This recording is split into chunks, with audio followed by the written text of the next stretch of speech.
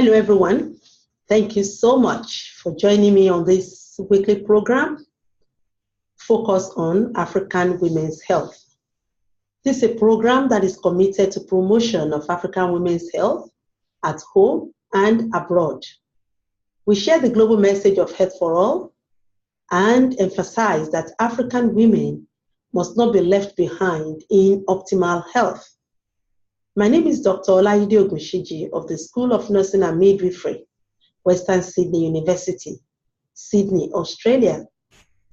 Last week, we focused on the topic osteoporosis, and we will be engaging ourselves on an important topic that's focused on the issue of sleeping.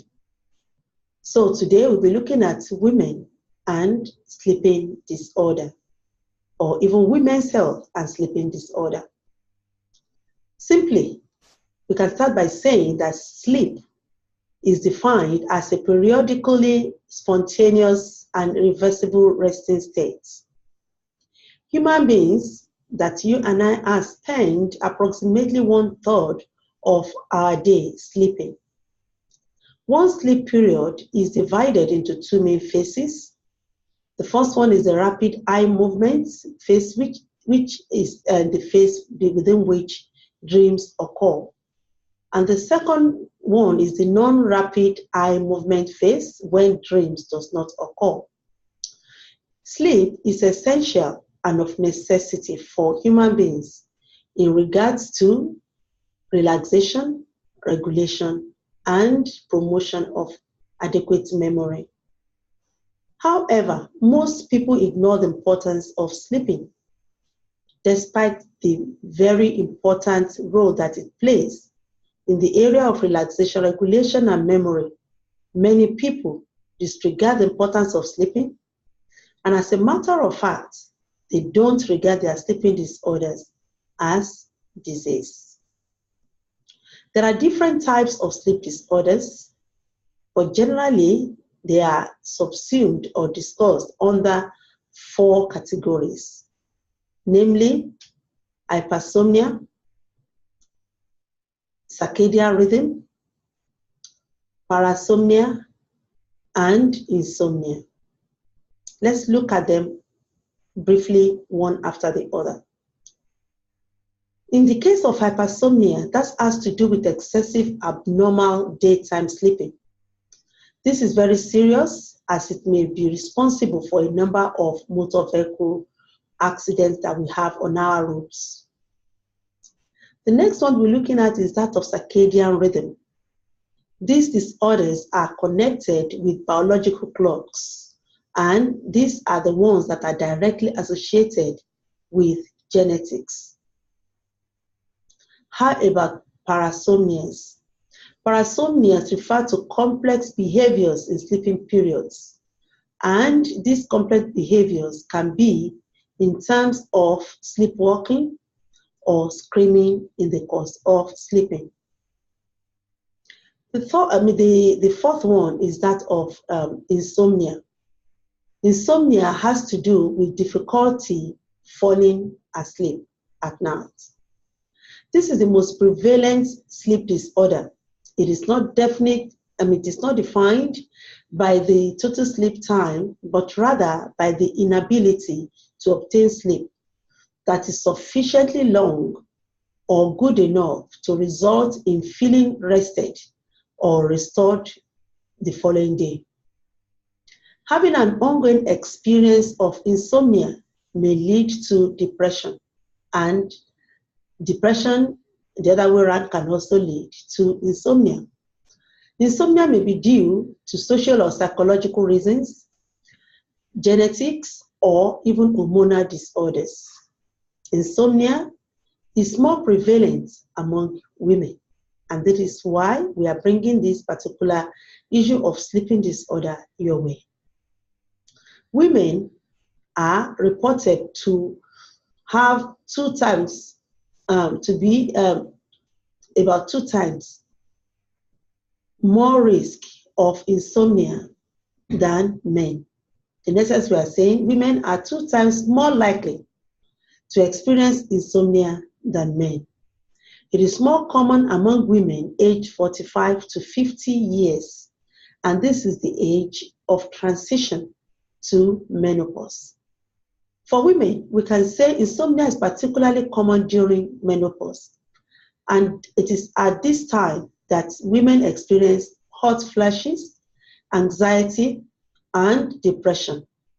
They may also experience other medical conditions that may be associated with behavioral and psychosocial factors and primitive sleep patterns. If insomnia is not treated, it may further compromise health outcomes for people with other medical conditions. Other common causes of sleep disorders in middle-aged women include poor sleep hygiene, environmental disorders or disturbances, marital problems, carers' role for children, grandchildren, and or elderly parents can also constitute other causes of insomnia. Generally speaking, sleep disorders have been associated with impairment with daily activities, heart problems, and even death. Sleep disorders are associated with mood disturbances, and undiagnosed and untreated sleep disorders can cause great troubles to individuals and society.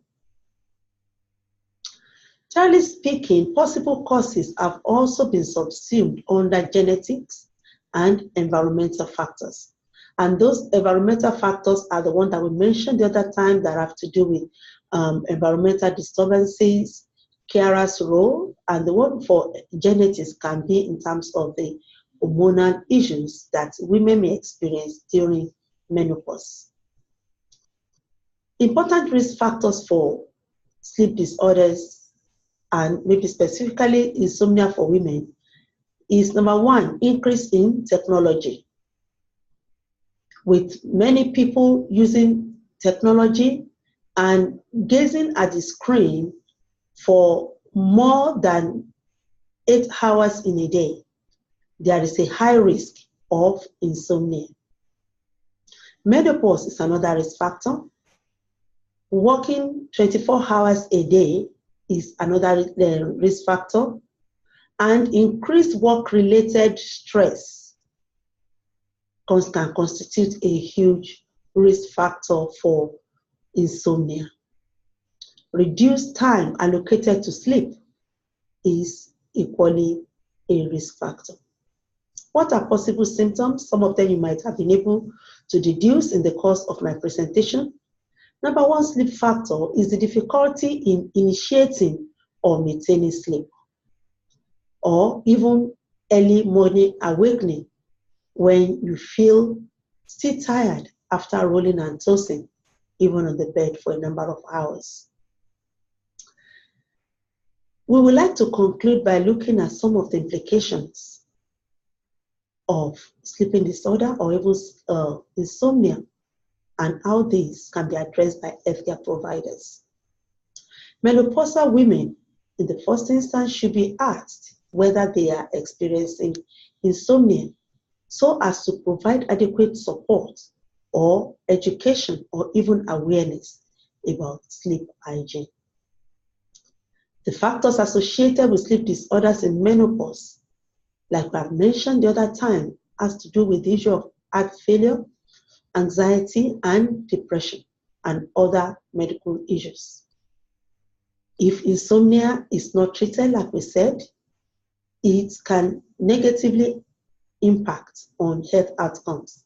And this information needs to be clearly made available and provided to women, particularly in their midlife years. Insomnia should be seen as a disorder requiring specific attention and treatment. And finally, women that are going through menopause should be educated about behavioral and psychosocial factors that can worsen sleep outcome. This is how we're going to be rounding up for today. I would like to thank you for being part of our program today. Until next week when we will come your way, I would like to let you know that next week will be the last time that we're going to meet for this semester. Next week is the last week in the semester. And by the time we break next week, we will resume back by the end of July. But for the meantime, you will still see me next week. So next week, we'll be together again.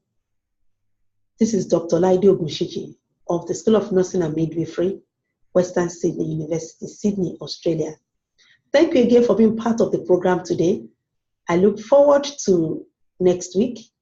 And until then, it's bye for now. Thank you so much for your time.